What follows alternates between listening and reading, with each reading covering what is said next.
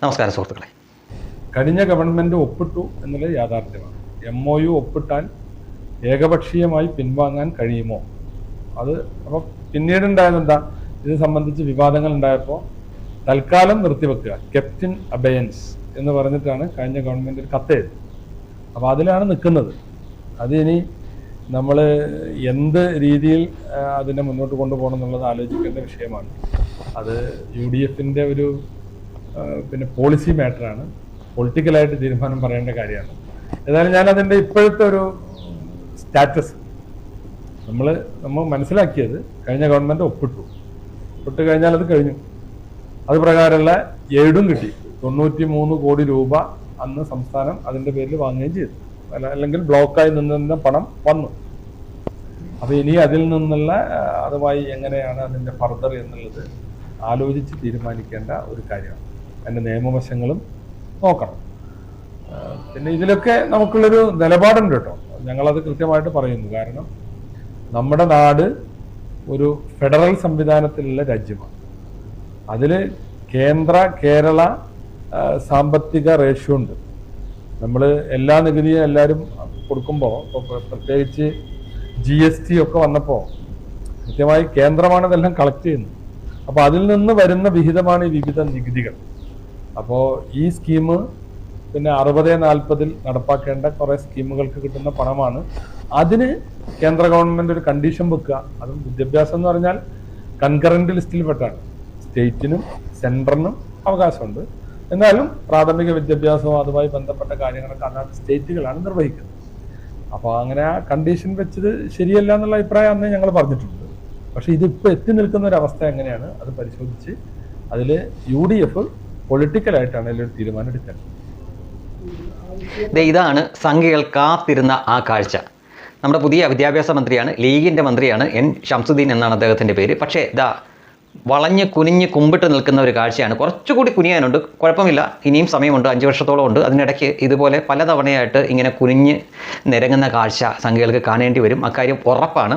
ഇത്തവണ UDF മന്ത്രിസഭ രൂപീകരിക്കുമെന്ന് ഉറപ്പായപ്പോൾ മറ്റ് പലരും ഈ വിദ്യാഭ്യാസ വകുപ്പ് ലീഗിന് കൊടുക്കരുത് എന്ന് ആഗ്രഹിച്ചപ്പോൾ സംഘികൾ ഏറ്റവും കൂടുതൽ ആഗ്രഹിച്ചത് ഈ വകുപ്പ് ഇത്തവണയും ലീഗിന് തന്നെ കൊടുക്കണം എന്നാണ്. അതിൻ്റെ കാരണം ഈ മന്ത്രി പറയുന്നതിൻ്റെ ഇടയ്ക്ക് തന്നെയുണ്ട്. കാരണം ഈ വിദ്യാഭ്യാസ വകുപ്പ് എന്നത് കൺകറന്റ് ലിസ്റ്റിൽപ്പെട്ട സംഗതിയാണത്. കേന്ദ്രവും സംസ്ഥാനവും കൂടെ ഒരുമിച്ച് ചെയ്യേണ്ട ഒരു കാര്യമാണ്. അതിനാൽ പല കാര്യത്തിനും അവരുടെ മുന്നിൽ പോയി ഇങ്ങനെ കുനിഞ്ഞു നിൽക്കേണ്ടി വരുമെന്ന കാര്യം ഉറപ്പാണ്. യഥാർത്ഥത്തിൽ ഈ പറയുന്ന പോലെ ഫെഡറൽ സംവിധാനത്തിൽ അങ്ങനെ ആരും കുനിയേണ്ട കാര്യമൊന്നുമല്ല. പക്ഷേ കുനിയിപ്പിക്കണം എന്ന് വിചാരിച്ചാൽ അതിന് പറ്റും എന്നതിൻ്റെ തെളിവാണ് ഇപ്പോൾ കണ്ടത്. അയാൾ പറഞ്ഞു വെച്ച എന്താണ്, PM ശ്രീയിൽ നിന്ന് പിന്മാറാൻ ഇനി പറ്റുമെന്ന് തോന്നുന്നില്ല.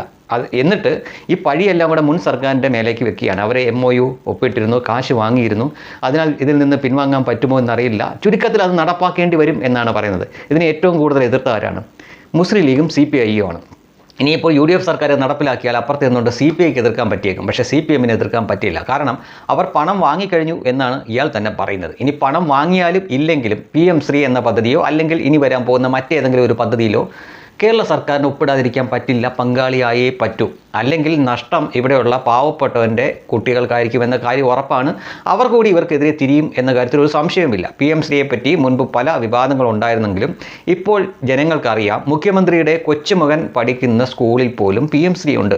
അപ്പോൾ മുഖ്യമന്ത്രിയുടെ കുടുംബത്തിലെ ഒരു കുട്ടിക്ക് PM ശ്രീയിൽ പഠിക്കാമെങ്കിൽ എന്തുകൊണ്ട് സാധാരണപ്പെട്ട ഒരു കുട്ടിക്ക് ആ സംവിധാനങ്ങൾ കിട്ടുന്നില്ല എന്ന് ഈ കമ്മ്യൂണിസ്റ്റിനും കോൺഗ്രസിനും ലീഗിനുമൊക്കെ വോട്ട് കുത്തിക്കൊടുക്കുന്ന സാധാരണ ജനങ്ങൾ ചിന്തിക്കും. അത് ഇവർക്ക് വലിയ ദോഷമുണ്ടാക്കും. അല്ലെങ്കിൽ തന്നെ സ്കൂളുകൾക്ക് ഫണ്ടും മറ്റും കിട്ടണമെങ്കിൽ മറ്റ് സംസ്ഥാനങ്ങളുടെ സ്കൂളുകൾക്ക് കിട്ടുന്ന പോലെ ഇവിടെയും വേണമെന്നുണ്ടെങ്കിൽ ഇത്തരം കാര്യങ്ങൾക്ക് പോയി ഒപ്പിട്ട് കൊടുക്കേണ്ടതായിട്ട് വരും.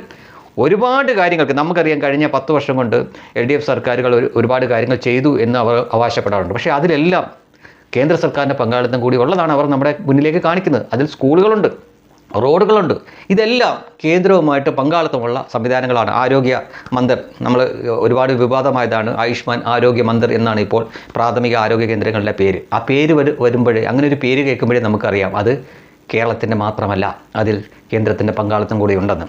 ആദ്യമൊക്കെ മസിൽ പിടിച്ചു നിന്നു, ഒടുവിൽ അവർക്കതിൽ പങ്കാവേണ്ടി വന്നു. എല്ലാ പ്രാഥമിക ആരോഗ്യ കേന്ദ്രത്തിനും പേരെന്താണിപ്പോൾ?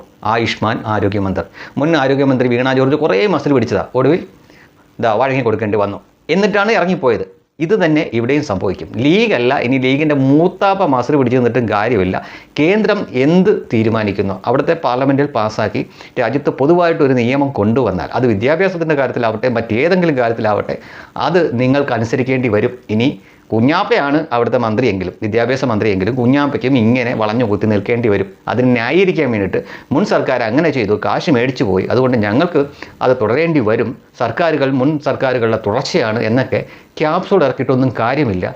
നീയൊക്കെ ഇങ്ങനെ കുനിഞ്ഞു നിൽക്കും എന്ന് ഉറപ്പിച്ച് തന്നെയാണ് ഈ സർക്കാർ രൂപീകരിക്കുന്നതിന് മുമ്പേ BJPക്കാരായിട്ടുള്ളവർ ആഗ്രഹിച്ചത് ഇത്തവണയും വിദ്യാഭ്യാസ വകുപ്പ് ലീഗിൻ്റെ മന്ത്രിമാർക്ക് തന്നെ കൊടുക്കണമെന്ന്. കാരണം നിങ്ങൾ ഇത്രയ്ക്കെത്രയേ ഉള്ളെന്ന് ജനങ്ങളെ കൂടുതലായിട്ട് അറിയിക്കേണ്ടതുണ്ട്. അതാണ് ഇപ്പോൾ കണ്ടത്. സംഖ്യകൾക്ക് സന്തോഷമായല്ലോ അല്ലേ?